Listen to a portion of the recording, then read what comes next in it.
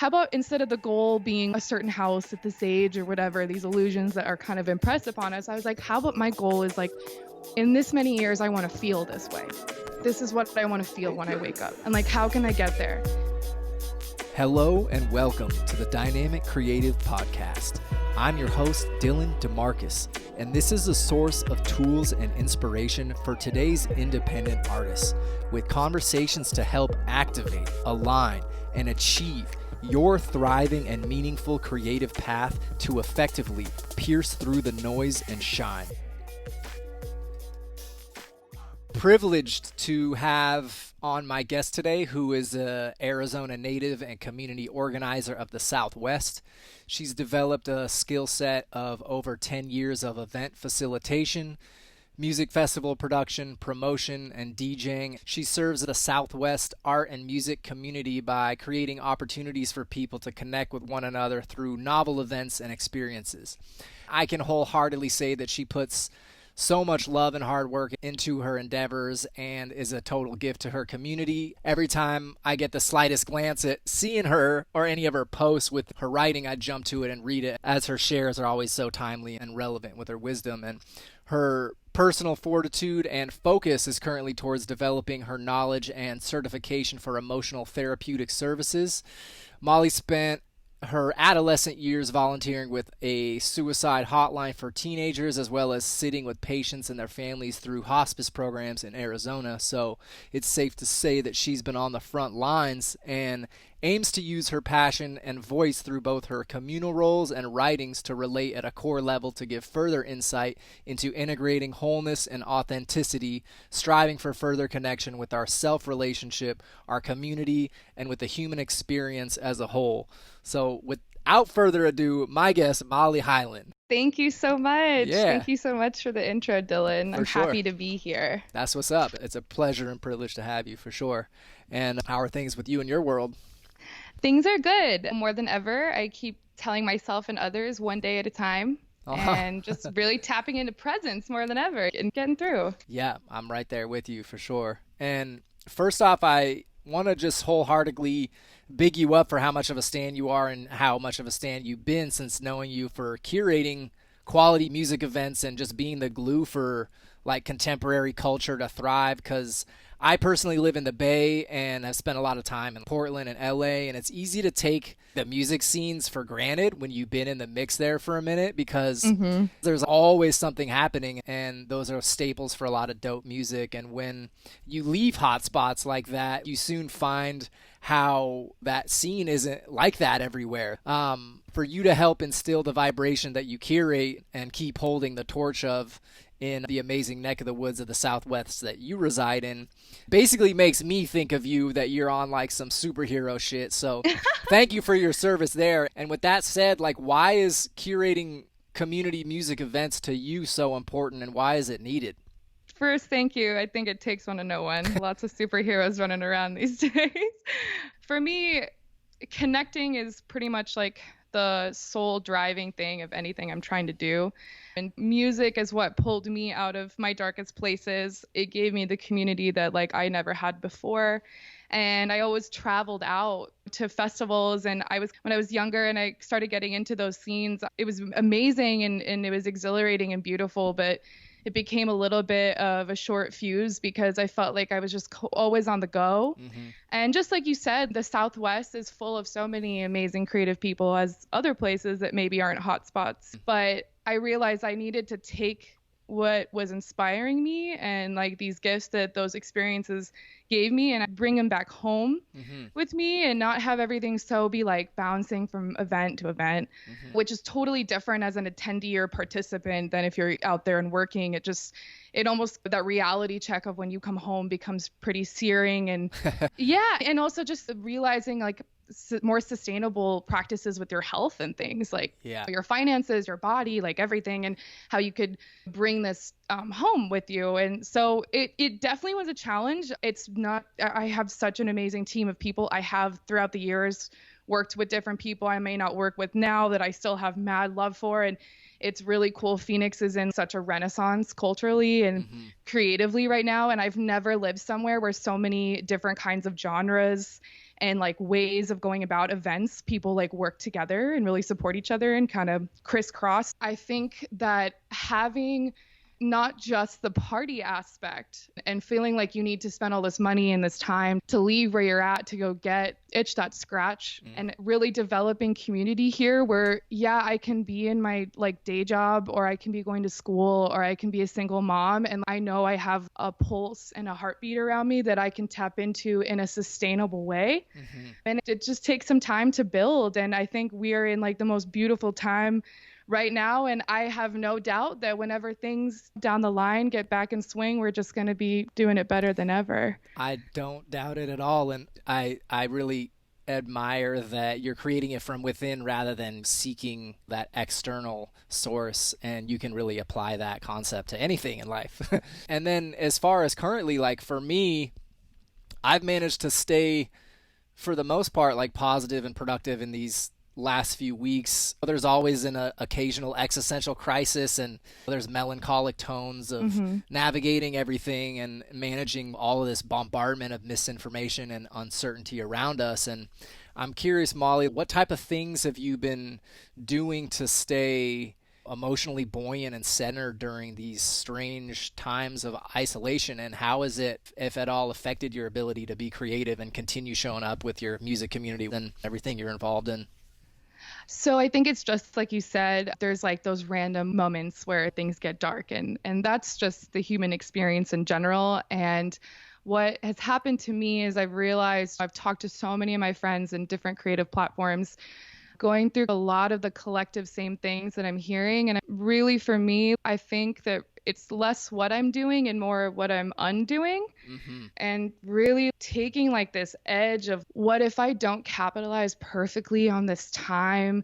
Like use every second of the day to like, I finally have this time to myself. I should be doing all these things. But think about how many of us work really, really hard to just stay by, and how many Americans in general are paycheck to paycheck and probably prayed for a time to be slowed down. And although this is, unprecedented, and I'm in no way trying to sugarcoat what it is, if you're privileged enough and you can recognize it's a privilege, but if you're reaping rewards from this and you're in the position you're able to slow down, I think that's maybe happening to us collectively for a reason.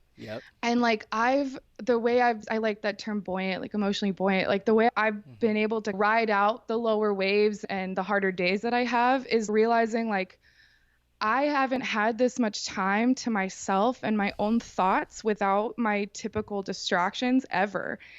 And I don't know if I'm ever going to get this again. And I get to like completely re-meet like myself as a person.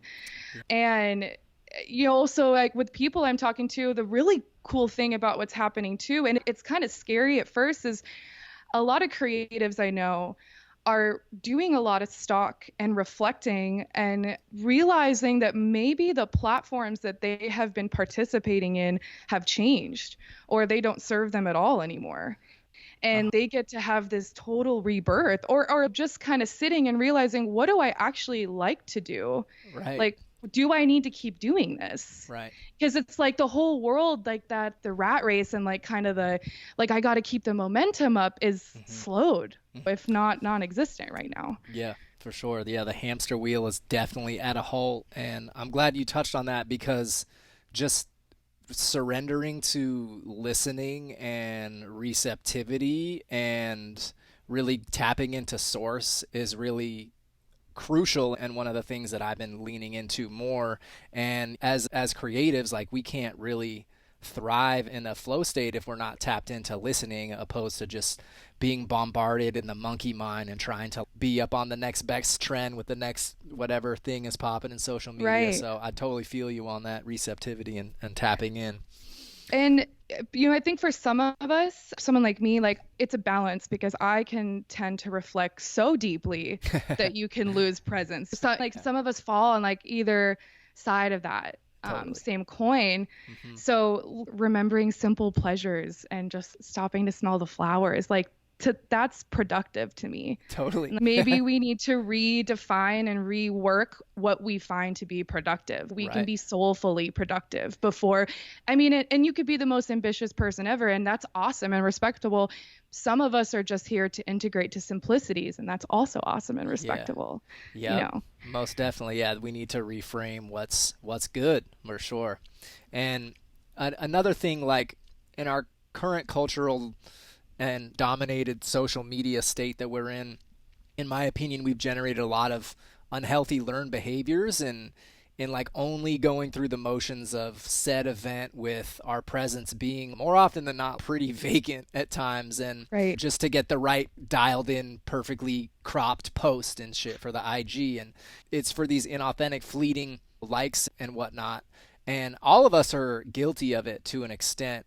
So Molly, I'd love to hear your hot take on, as an artist, how does one qualify themselves as a creative without external validation? So I think the core answer to that is that I can't decide that for anyone. It's up Mm, to each of us to decide that we are allowed to be imperfect mm-hmm. and we are allowed to be creative without having it perfectly prepackaged. And there's something about what's going on, especially currently, that's shifting that tone. Like there are so many big themes going on that, whether we feel it or not, like the collective is real and the world is going through such a shift that maybe the pressure of just, like you said, having that fire perfectly constructed, color coordinated Instagram For profile, which sure. don't get me wrong, those are awesome and Yeah. beautiful, but that pressure to do that when that's not really you Uh-huh. is like trivial, Oh, it's which, crippling too. yeah, which is Yeah. kind of freeing, Yeah. like, and I mean, we see it like, God, you gotta tread through the waters lightly with social media these days because Right. we have a lot of repressed people and a lot of repressed anger, and I completely understand. I really Mm-hmm. have compassion for just a lot of sides of what's going on right now, but Mm-hmm. maybe this is the time to just kind of be a little bit more raw and yourself. And like, I love it. Like, I've always used social media as a tool. Like, I feel like my role here, like, I'm here to share, and I'm here to be heard and I have a Mm-hmm. lot to say, but I also like really respect people that just are kind of repulsed by social media. I have such a curiosity towards that. I'm like, oh, you don't want to scream in the void all the time. So, I think maybe now it's like, by slowing down as a creative, as a human, just in general, like we can really choose to like refine and define how we share ourselves in every way, especially social media. And it's Yeah. funny how now that's like, as much as we, there's issues with it, that's how we're staying connected, Yeah. right now. Yep.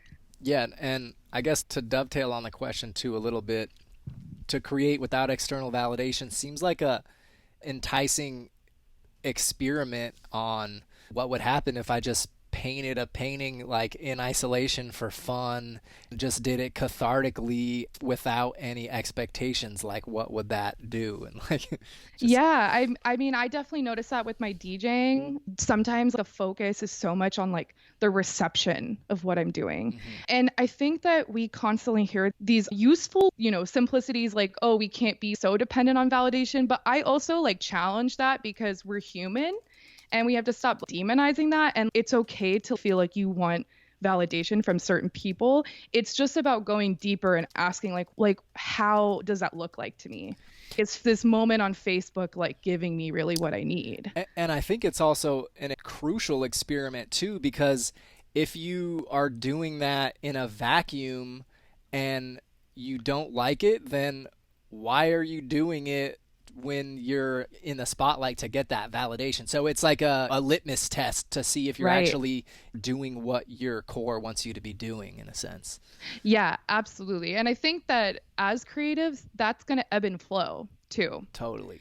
How much you want to be seen and how much you want to recoil and recharge and whatever is going to be ebb and flow. So you really just got to allow yourself to be where you're at with it. Yeah, most definitely.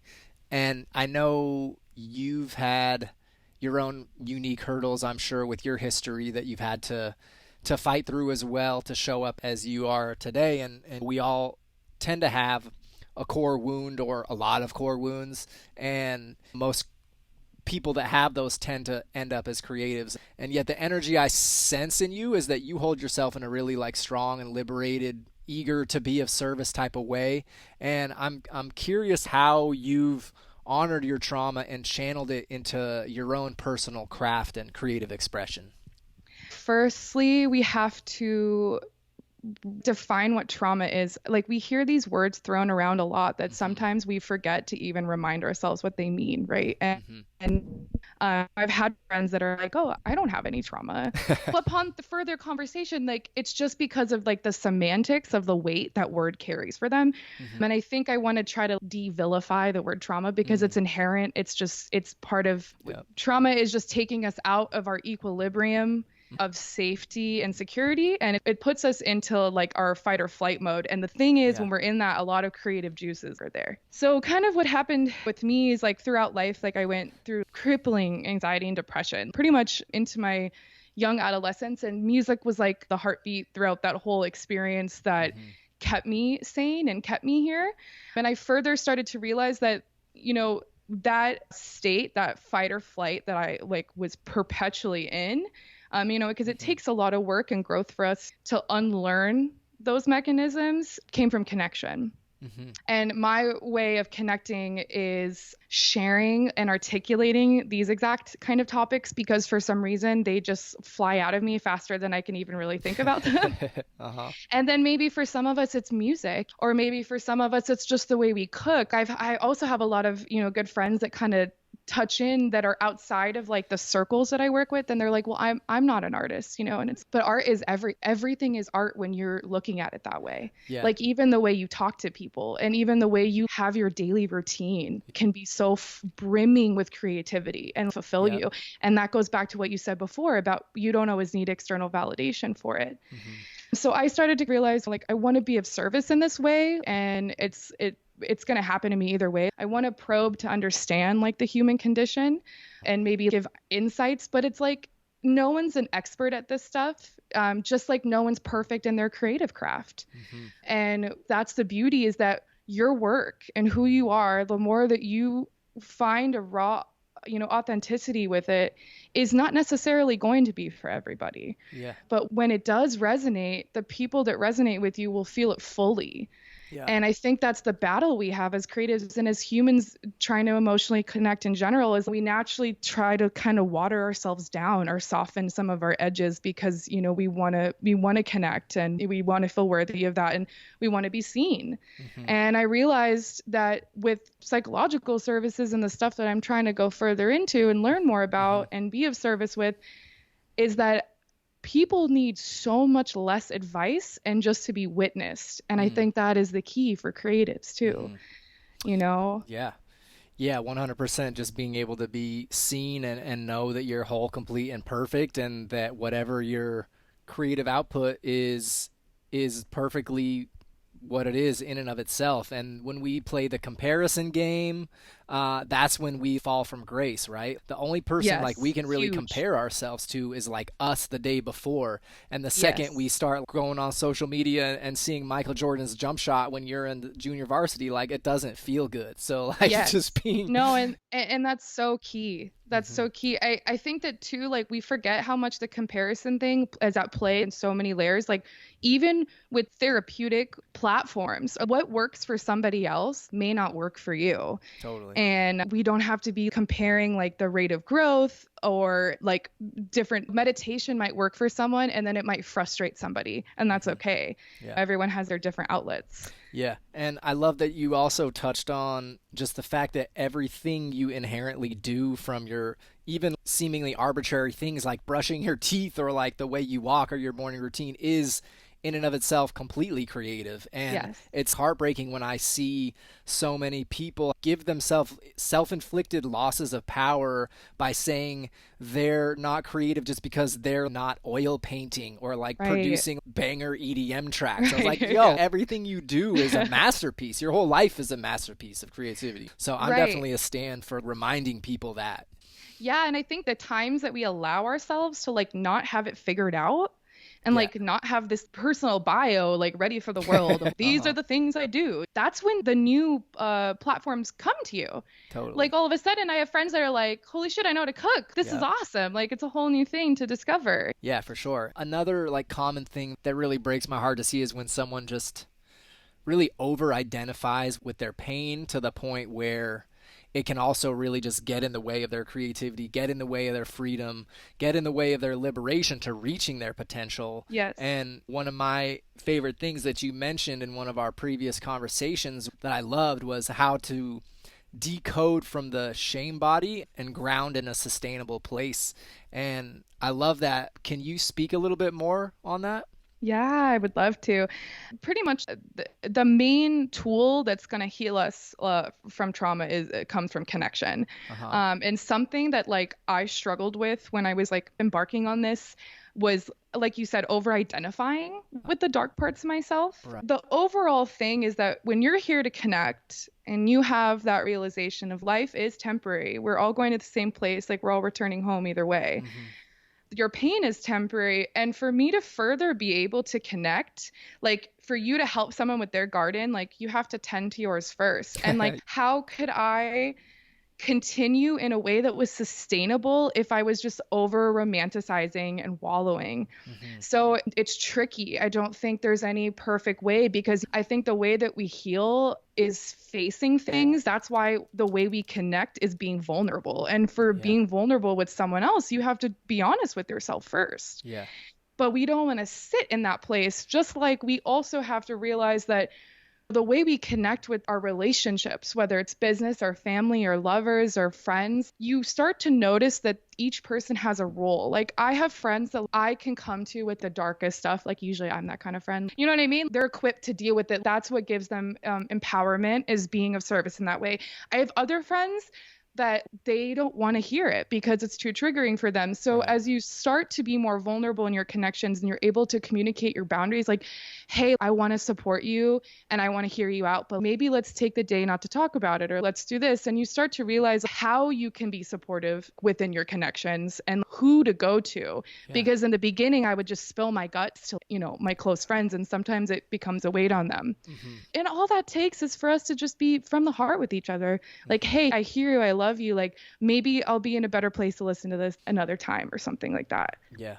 Yeah, and I think you hit the nail on the head too when you previously were just saying just the simple fact of being seen to me Hmm. seems like the ultimate Hail Mary on how to decode the narratives that don't really serve us anymore, and to know that nobody's going to run away from you. And the funny thing is too, like when I get into a vulnerable situation or a situation that I find triggering or a lot of resistance around, and I actually go through with it, I initially think it's going to actually sever my connections of love from people, but literally every single time it's done the polar opposite of people Right. just reaching and leaning into me more and wanting to connect with me more, because that shows them that they're not alone in their pain, that's also equally on the same level of mine. And that vulnerability and being seen, just it does the opposite of what everybody thinks is going to happen. Yes. It's such an irony there. Like if someone kind of checks you lovingly, it might be kind of scary, but the fact that they took the time to do that, they care about you that much. If anything, it brings you closer. Yeah. It might take a little time. With that said, I want to dive into sustainability with that. Hmm. So, I've been to a weekend workshop or two and dabbled in therapy, but it's really only half of the battle, and by no means is any like perpetual eternal fix Right. to life, because life's such a dynamic up and down, ebb and flow type of thing. And with healing and whatnot, it's a journey, and it takes a lifetime and probably the next incarnation and the one after that. Hmm. And what are ways we can have a more healthy long-term structures in coping with trauma? I think that's always going to look a little bit different for each person. But for Yeah. me, I grew up in chaos. So chaos is my normal. So I Hmm. created chaos for years when I didn't need to. Uh-huh. But the thing is, It's like, I funny how that started to be, works. yeah, right. And, and what I started to realize is like, wait a minute, like, I can be this fun, vibrant, crazy self in a sustained way.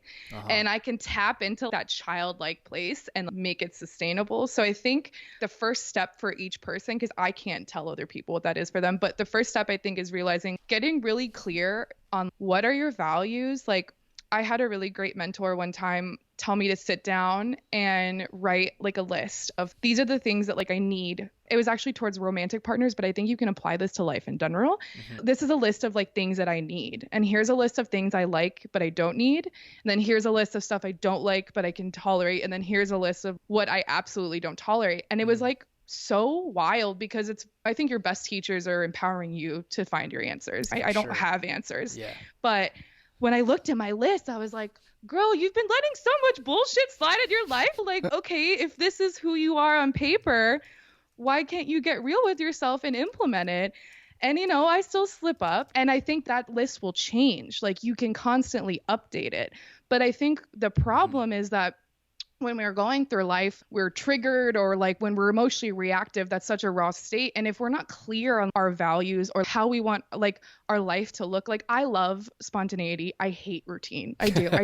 I detest it. Yeah, it's part of the reason my life was the way it was for most of my life. And Yeah. now I'm like, how about this? How about instead of the goal being a certain house at this age or whatever, these illusions that are kind of impressed upon us, I was like, how about my goal is in this many years, I want to feel this way. This is what I want to feel when I wake up. Uh-huh. And like, how can I get there? It's okay. You need to cut back on partying, first of all, because the crashes aren't freaking sustainable at Uh-huh. all. And so, like, you start to just be able to, like, actually give compartmentalization to your chaos. Yeah. And, there's always wiggle room, and it's okay if you fuck up. We're human. And That's the the beauty power of of it. writing things down too. Like Yeah. you did you actually like jot that down? Yes, like I have the Yeah. list in my computer, and I Yeah. remember, I mean, especially obviously towards romantic partners, like I had just gotten out of long relationship stuff. I remember being like, damn, like, it was eye-opening, Yeah. and you realizing, no, especially the stuff you won't tolerate and the stuff you need. It's like, I think most of us, we generally know, oh, this makes me feel good or this Yeah. triggers me, but really sitting down and having that self conversation, it's like dating yourself. Yeah. And like Yeah. figuring that out for yourself is like what is going to lead you to those steps to be able to like have longevity, like you said, Right. have sustainability. Right. Because now I know, yeah, I would love to wake up and drink 3 bottles of wine in the day. I feel great and I drank around the house. Like I'm from an entirely Irish family, but how is that going to make me feel the next 3 days? What will that make me feel like in a week? Because Yeah. when you finally start to face trauma, I started to realize, oh, I'm going to make it. Like I remember being 19 and being like, oh, I'm not going to die. And that was huge. And so you just start to get into a relationship with your future self. And I mean, man, there's been few things in my entire life that have tested me like this situation at hand has. Right. But it's just a further conversation to have with yourself. You know what? Be gentle. Just like Right. you would your lover, right? Or your Totally. kid. Be Totally. gentle. Yeah. And I don't think most people really do take enough time to slow down and really take stock into what we actually want from not only ourselves, but from a partner as well. And instead of doing that, I see so many people just in these really unhealthy, toxic codependency loops of just the same patterns with the same type Right. of partner, but a different face without really like what will make my heart shine and is sustainable and holistically in sync with what I need and what I can provide. Totally. And man, codependency, like that, it's hand in hand with addiction, hand in hand with so many things that you, like all of us are dealing with. And it's just not sound cliche. It's that inner child. Like Yeah, it for is, sure. we want to be like, this makes me safe and this is what feels good to me.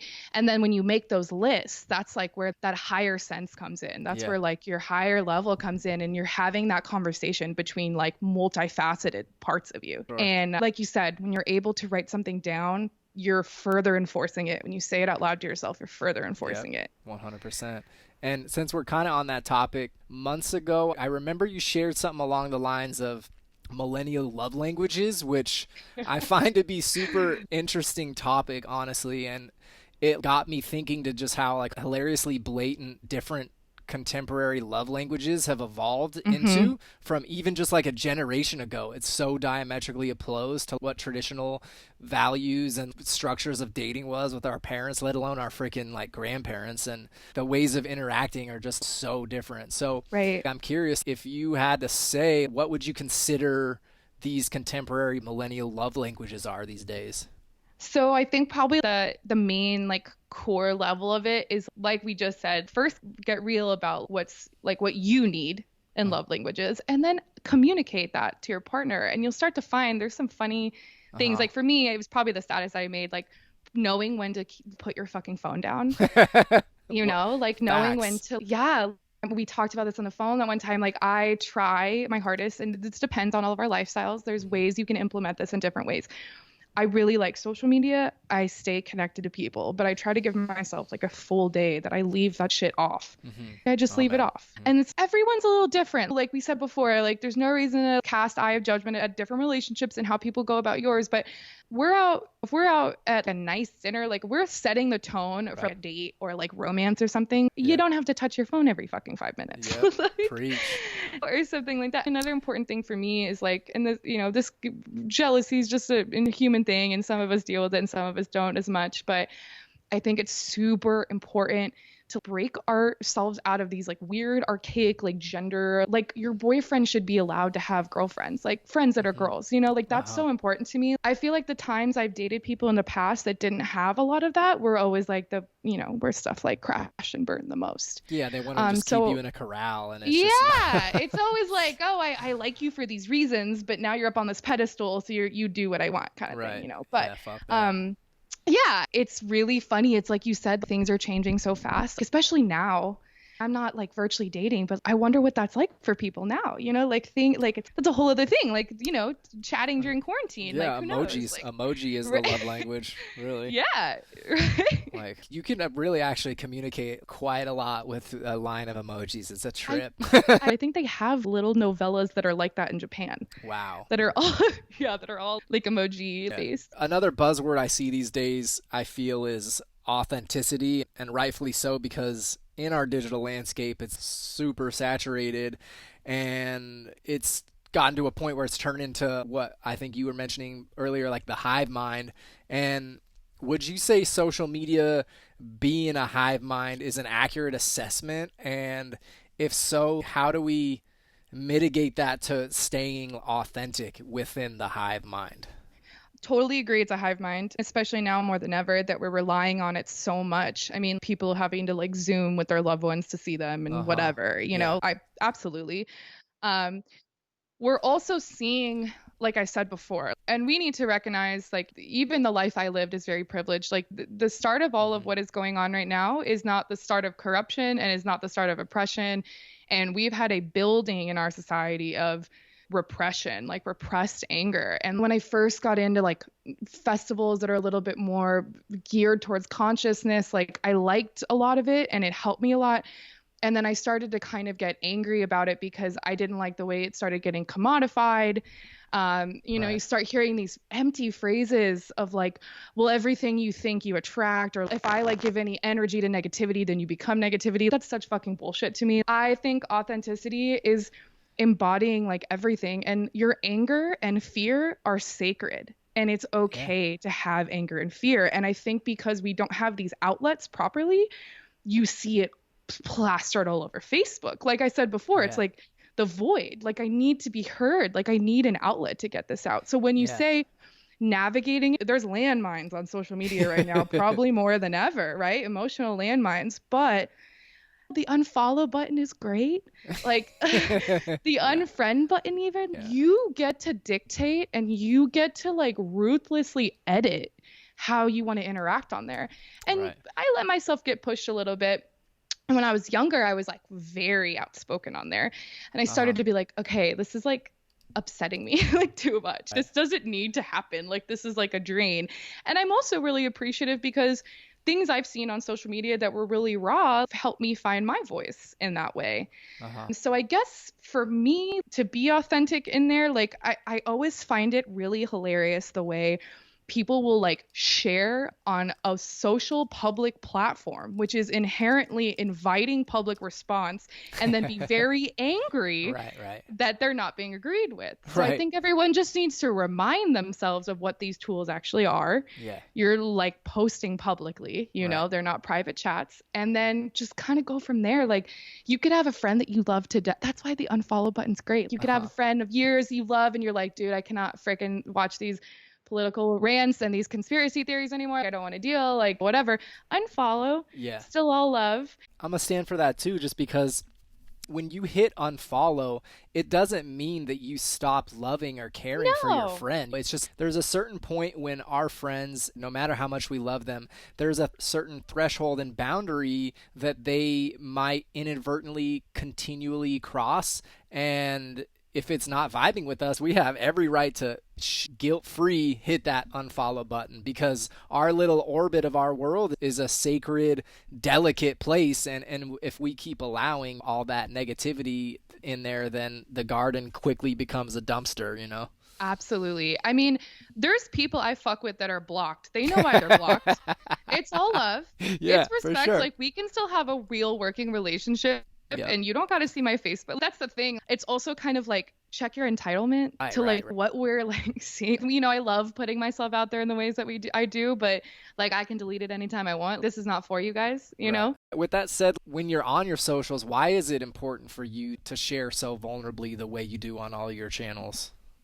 I think what I said before, there were some things that I saw posted on Facebook, over the years Yeah. that like brought me to tears. Jeff Brown is one of my favorite writers, and Uh-huh. it was a lot of stuff that he was writing on there where it was taking like these things that I was seeing in like the new age psychological like healing spirituality stuff, but that's super fluffy without like the tools there. And he has this term enrealment, and it's kind of like we're human and we're inherently flawed, but whenever I share, it's not super personal in the sense of like the details about what I'm doing, but it's from the heart in the sense that it's very personally vulnerable.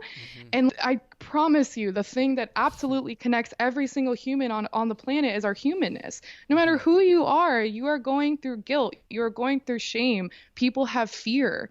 Even these freaking crazy ass political leaders, it's even more insane for them because Yeah. they've totally lost control of it. Yeah. So I think I totally respect the people that choose to be off of it because it is an energy suck if you're not careful. And it's work for me to make sure that the way I construct it doesn't totally suck the life out of me.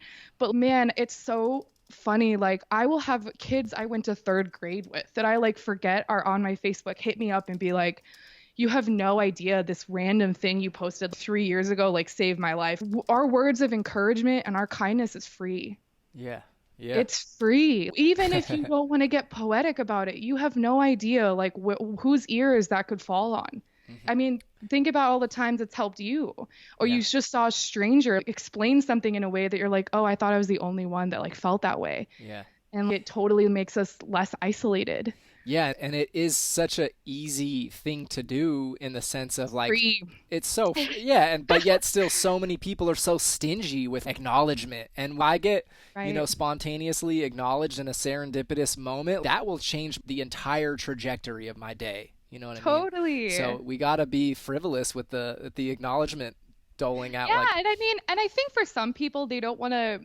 And again, this has layers of it that we don't need to get into. But I think for some people, maybe they want to have kind of a certain persona on there, like they don't want to be overly sharing. But I mean, even just hitting that like button, you can still send love. Like yeah. like God forbid, we're just nice to each other, Yeah, you right? don't got to be the perpetual Mr. Cool guy all day. Like, Yeah, who are you you trying kidding? to? You I'm ain't got nothing to embarrassing. prove. Are you kidding? I mean, I've literally had people try to check me about it. Like, why are you always like, why do you talk so much? Why do you need attention? And I'm like, I don't know, attention's pretty tight. I like to Yeah, be human. right. Like, I'm Yeah, not gonna deny it. no Like, shame in the seriously. game. Yeah, like I'm rock until the wheels fall off, dude. I'm Yeah, not here yeah, forever. yeah, for sure.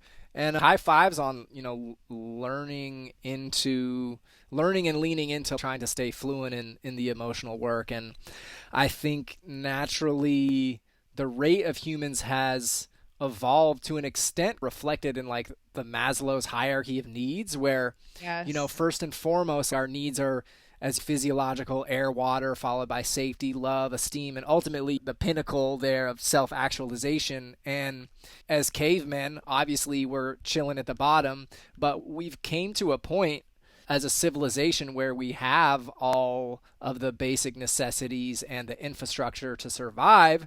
And at this point, it really is more like doing the emotional work. And it's clear that we still have a lot of work to go based off the socio-political climate, like obviously. Yes. So I acknowledge you for the work you're doing there. And I'm just curious, what is it really that draws you into that emotional therapeutic services that you just keep showing up to try to contribute to the world with? I think that like if I don't make art of the human condition and make it my form of creativity, then I'll always suffer from it because it's just the way my mind works and it's like the way that I grew up. And all of us have different experiences and we are not here to compare suffering. We're not here to compare trauma. It's really funny when that happens. But it's like you say about like my stuff on Facebook, even sometimes like I have such an inherent need to share. And honestly, I'm so grateful to be doing this with you because as much as I really enjoy my writing style, it's really when I'm talking to other people and I'm connecting with them that my real, like the real good stuff comes through. Like it's a channel. So, it makes me feel good and it makes me feel empowered and it's cool to like be so vulnerable with somebody. You could have been someone you don't even know that well, that they can respectfully challenge something you're saying and you actually take a second to think about it and you change. Like you're forever growed because of that. Yeah. Sharing is the catalyst of transformation. Yeah. It's funny because it's like when we start to do that work, like we were saying, it's like work. It's just like an onion, man. There's each time it's a layer like, okay, cool, got that down. And then spirit's like, joke's on you, here you go again. And you learn like a deeper and deeper layer of it to the point where you realize your needs are like so basic and all the same. I know, right? They are. And I like that you brought up the hierarchy of needs thing because I've been using it as an example. Like there's days I feel so heavy and it's not even a personal thing. And I think we all need to be able to realize there are people in our collective right now that barely have their basic needs met. And we do feel that. And we can both hold and embody reward for the growing that we're doing and sadness and compassion and like just absolute feeling devastated for the world right now. We can hold both. You don't need to feel guilty for it. Yeah, and not getting caught up in our arbitrary first world problems that are so easy to lose perspective of. And with that said, like I personally have a couple minute little gratitude practice at the end of the night that really puts those first world arbitrary problems in perspective. And at the same time though, sometimes when I'm in the middle of that gratitude practice, there's still like grief in the air, right? Inside. And like, is there a way that you can hold grief and gratitude in the same place? Yeah, it's a really, I think these layers to like human condition is difficult to articulate. But I think for me, a lot of people are like, oh, it's like you seem like confident and you're like this processing and stuff. And it's like, dude, I lose my shit just as much as anyone else does. Seriously. Right. And I really like what you're talking about gratitude because I didn't always used to be this way. Like I used to be really bitter and like really jaded and borderline judgmental towards anything that didn't fit in my box, in my moral compass. And when I started to do, my gratitude practices in my own way, I would cry a lot sometimes. And man, I love to cry. Like when you like cry from an intentful place, it's so different. So therapeutic. Yeah. And I understand it's, I have friends that have a hard time crying and that's okay too. There's no shame in that too. But that's why I think I'm finally starting to get more into my physical health because I'm so focus on mental emotional processes that I had a tendency to like ignore my physical health and partied really hard for a long time. And man, it's so wild. I'll just be stretching and hit a pose and like, whoa, like the tears. So I definitely recommend movement for sure. That's a big one. And another thing I'm curious to pick your brain on that I see that is actually having a lot of impact negatively on our generation is spiritual bypassing. And it's really became a thing today. I feel like so many peers of ours just like so cringingly just self-proclaim themselves as these woke star seeds that are allergic to negativity and shit, just like hashtagging good vibes all the time. And that's such a not helpful trope. And do you think that we can combat this generational trendy spiritual bypassing? I do. I'm always respectful in my language, but that Mm-hmm. doesn't mean I'm sugarcoating because there's some shit that you just need to call out, Uh, honestly. uh-huh. We're seeing like crazy amounts of polarizing opinions and Totally. what's going on right now. Totally. And part of me has compassion for people that are like that because we've seen it for years in festival scenes, but especially now it's like gone so freaking overboard on a level that Right. I think it's in your duty to still bring people back to earth in the way you interact. It doesn't mean I have the power to, but Yeah. if you're interacting with me, I'm going to take that moment to do that because I Right. Right. care for you as a person. But I think it's good to be like, cut the bullshit. Our whole planet is so much repressed fear and anger. Stop Mm. taking that from people and stop sugarcoating things Right. that are inherently bad. There are things in life that are evil, Yeah. straight up and dark. And there's Yeah. no like pretty words around, oh, like I learned from this or it was meant to grow me. No, like shit happens to us that's no one deserves. Yeah. And it might not have happened to you, but it's happening on a global scale and has been for a long time.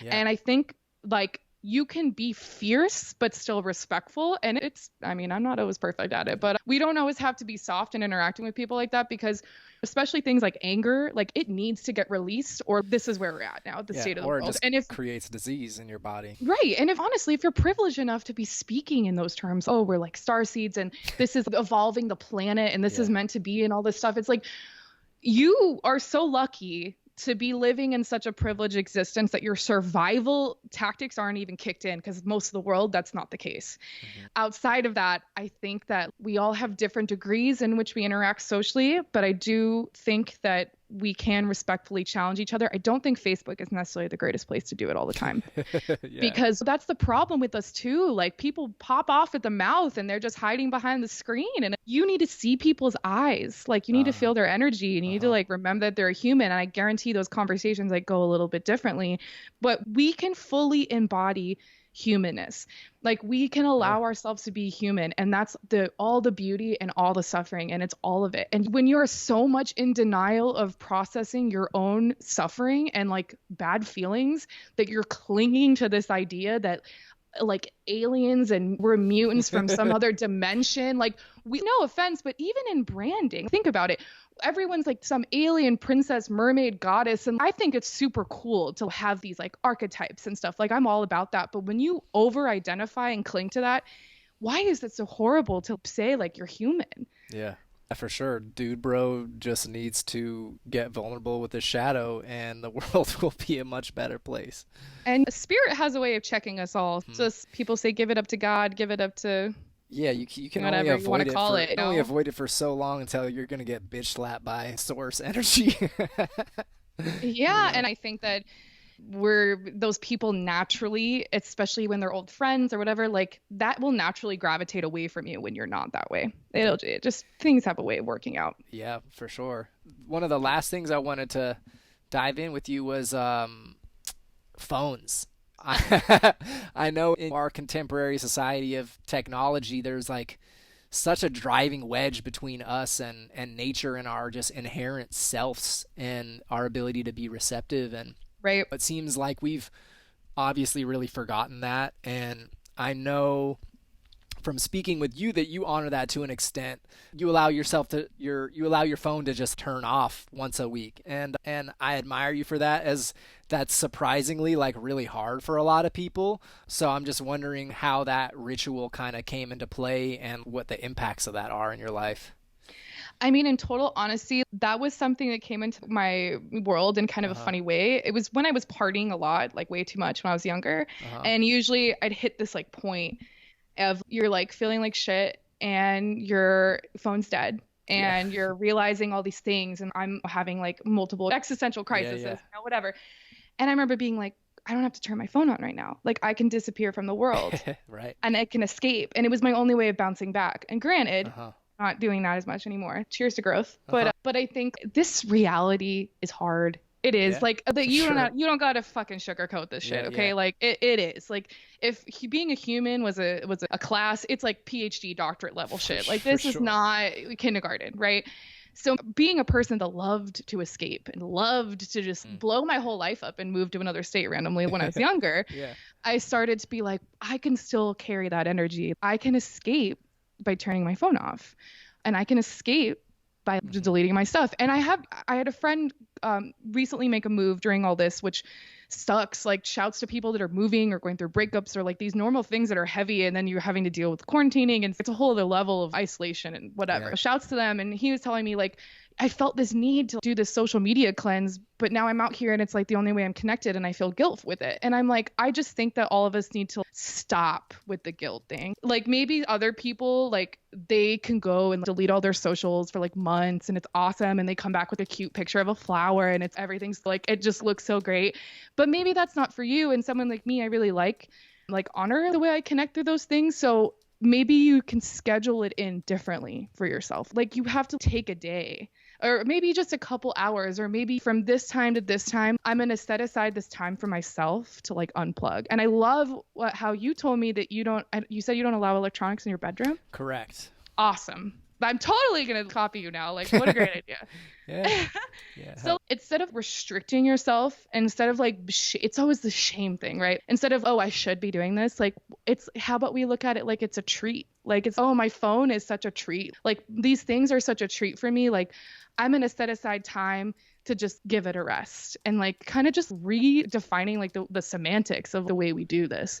So I just challenge everyone, maybe like a couple hours, or like, it doesn't have to be a whole day. Like, I mean, obviously I have times that like I can't do that, but like what you're doing, maybe don't have electronics in your bedroom. Friends in Portland said that to me the other day on Facebook right after I talked to you, and they're like, yeah, I got an old school alarm clock, it's awesome. And I'm like, wow, what a freaking cool idea. Yeah.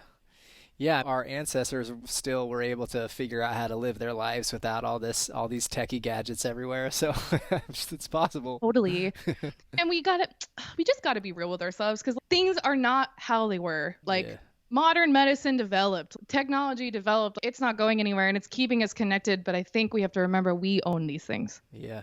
Yeah, for sure. We're the boss. We tell them what to do. So funny, especially if it's unknown number. Oh, I can't even tell you how many times people call me and I'm like, I'm not answering that right now. And then have someone like be like, why? Like, why aren't you answering that? I'm like, because why would I blindly open the door to my house every time someone felt like knocking on it? I'm in control of this moment. And also, I probably want to honor the time I talk to this person.